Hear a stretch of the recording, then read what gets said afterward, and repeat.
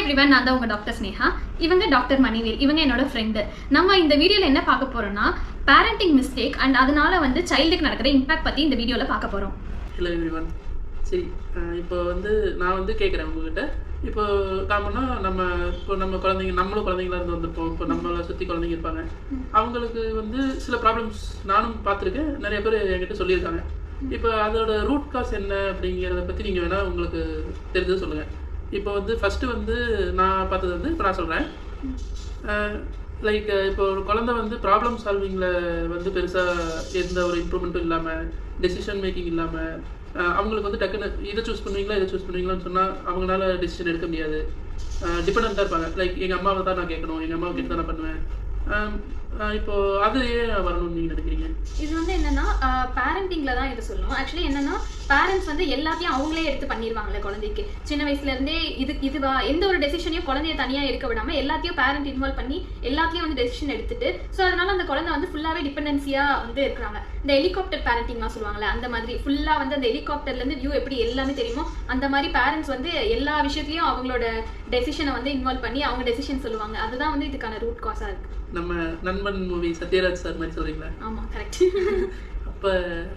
அப்ப இதுக்கு என்ன சொல்யூஷன், என்ன பண்றது? சோ பேரண்ட்ஸ் குழந்தைங்களை டெசிஷன் எடுக்க விடணும். அது தப்பா இருந்தாலும் பரவாயில்ல, தப்ப அப்புறமா கரெக்ட் பண்ணிக்கலாம். சோ அவங்க இண்டிபெண்டன்ட்டா இருந்தா தானே அவங்களுக்கும் செல்ஃப் எஸ்டீம்லாம் வளரும். சோ அவங்க இண்டிவிஜுவலா டெசிஷன் எடுக்க விடணும். ஓகே. ஸோ ஜஸ்ட் கைடன்ஸ் மட்டும் கொடுக்கணும். ஓகே. நம்ம நிறைய பேர் பார்த்துருப்போம். லைக் ஏன் உன் அண்ணன் மாதிரி இல்லை, நீ ஏன் தம்பி மாதிரி இல்லை, நல்லா படிக்க மாட்டேங்கிற, இல்லை நல்லா வேலை செய்ய மாட்டேங்கிற, பக்கத்து வீட்டுக்காரங்க, மாமா பையன் இவங்கெல்லாம் நல்லா வேலை செய்யறாங்க, நல்லா படிக்கிறாங்க அப்படின்னு சொல்லுவாங்க. கிளாஸ்ல கம்மி மார்க் எடுக்கிற, ஃபர்ஸ்ட் ரேங்க் வாங்க மாட்டேங்கிறேன்னு கம்பேரிசன் பண்றது. சிம்பிளா சொன்னா இப்போ அது எப்படி குழந்தைய பாதிக்குது?